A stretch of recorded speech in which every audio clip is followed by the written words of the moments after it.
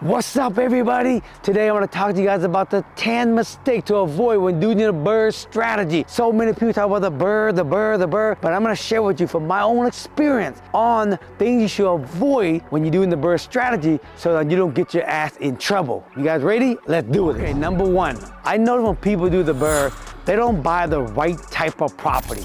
That's the key on doing the BRRRR. What do I mean by right property? You gotta make sure you get the property where it has enough bedroom and bathroom. Ideally, you wanna get at least 3 bedroom, 2 bath. 2 bedroom, 1 bath, 2 bedroom, 2 bath, it worked, but you're not gonna get the highest ARV when you get done. 3, 2 is the best for ARV and for high rent. You gotta make sure you gotta get the right condition. People buy property, what I call movie condition. That's not a BRRRR. That's just buying a clean rental property. A BRRRR, you gotta remember, is you buy as a fixer. You rehab it, you rent it out, you refi, you repeat the process.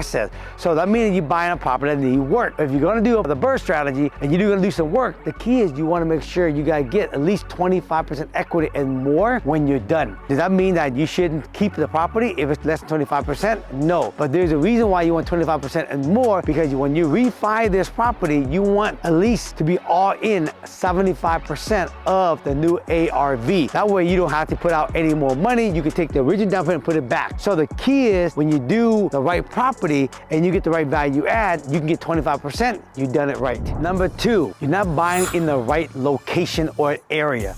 The key with the BRRRR is you gotta make sure you get it in a good area. What do I mean by good area? You gotta get an area where the ARV is gonna be high, because the cost of construction, you guys, always the same. If you buy it in an area that's actually low and you rehab it, if you don't get the area to have a higher ARV, you're not gonna be able to get that 25% equity play instantly. You can try to buy it for much cheaper, but sometimes the owner won't go down that much lower, okay? Because the property is still worth more than sometimes you trying to get it low enough. The other reason why you want to get in the right area is because you want rent to be high. There's area where you can get 25% ARV equity, but you can't get enough rent. And there's area where you want to get where you get 25% equity play, but the rent's high enough to cover it. So you got to get an area where when you all in purchase price and rehab, the all in number, right? And you find there's 100% of that, you gotta be in an area where the rent's higher to cover that so you can get your down payment back out so you can do it again. Number 3, not doing enough research on the market. As a real estate agent, I've been blessed to actually have spent the time studying the market. If you're new at real estate, you gotta spend time going out previewing a lot of homes. You gotta go out there and preview a home that's already nice to see what they're selling for. Then you wanna see what kind of finishing they put in there so that you can see, wow, they did all this. No wonder why this home is worth $1 million when it's finished. Then you also gotta go do some research to find out what a home that are as is fixer up are selling for. You gotta do your research. The problem I know with people is they don't do the research on the ARV. They think the property should be worth $1 million, and what happens, they end up paying too much for the fixer. And then on top of it, they don't study the market on finding out what type of rehab they should put in a house, what type of material, how much should it cost. And so they budget, maybe $100,000. But by the time they get done, they pay too much for the fixer house. They thought the rehab should be $100, they end up paying $150. And then now the ARV they thought should be $1 million, but it's only worth $900,000. When you off on those 3 things, you guys, literally the deal can just die. You guys heard me talk a lot on video. The 3 components that make up a deal or no deal is purchase price, cost of rehab, and ARV. You gotta know that well, so do your research. Number 4, one of the things, folks, when you do the BRRRR strategy, remember, BRRRR is buy as a fixer, rehab it, rent it out, refi it, repeat the process. Refi means you gotta have credit and you gotta have some kind of a W-2 so you can qualify to actually keep the loan for long term. If you don't do your research and go and talk to a loan officer, a traditional loan officer in advance to find out if you get done with this, can you qualify to refi and keep the property? If you can't, then you gotta also look at DSCR loan, where it's like a hard money type of a long-term loan to see if you qualify to even do that. If you can't qualify neither one of these loans to keep, then you gotta know that in advance so that you don't actually go down this path of rehabbing and trying to BRRRR. By the time you find out you don't qualify, folks, you gotta pivot.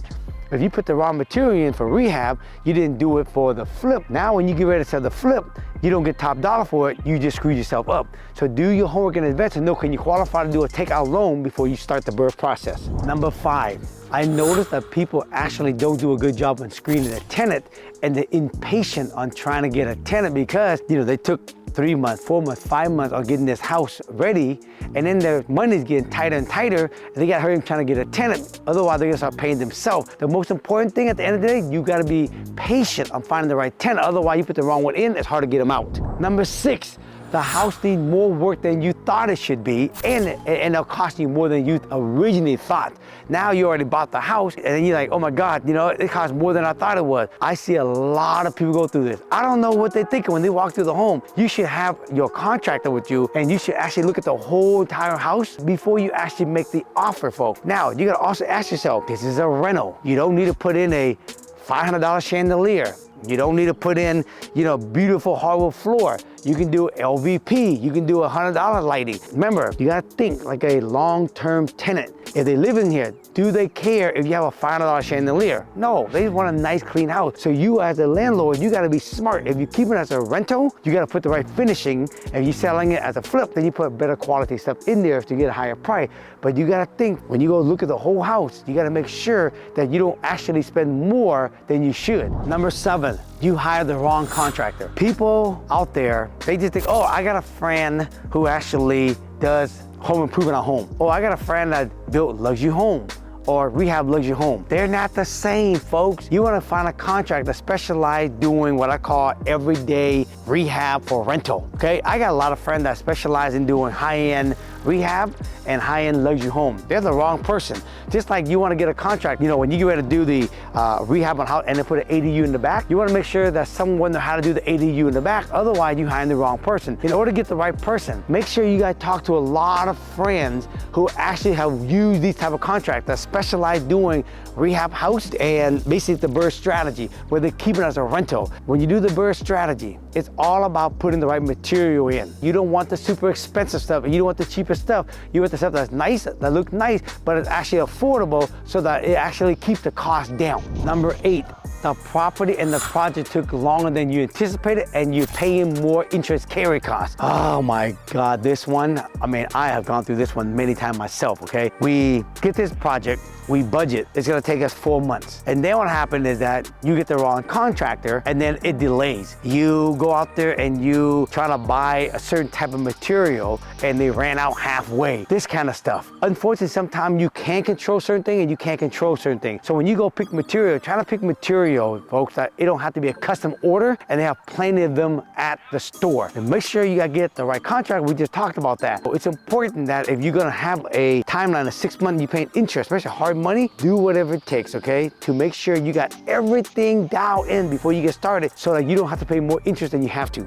Number 9, they miscalculate the market timing when they bought the property and the market went down or the interest rate gone up, just like what's going on right now. So if you're gonna actually invest in real estate, you gotta spend the time studying the market. You heard me say many times in other videos, this 10-year cycle, where 7 to 10 years, the market go up, 2 years, it usually takes the correct and it starts again. We're in that cycle. The people who bought houses in 2021, they got screwed. Especially if you did the BRRRR strategy, you thought the ARV is this and interest rate is here, all of a sudden ARV went down here, interest rate went up here. Now you got a ginormous mortgage on it, but the rent also went down, you're screwed. You gotta really do your research on when to buy the property at the right time. Sometimes, unfortunately, the interest rate you can't control, but right now, if interest rate is high right now, you can buy the property for cheaper. But you gotta study the market on rates, you gotta study the market on timing, on the ARV, the pricing, and the whole thing. Otherwise, you don't wanna buy the property at the wrong timing, then you get screwed. Number 10, you run out of money.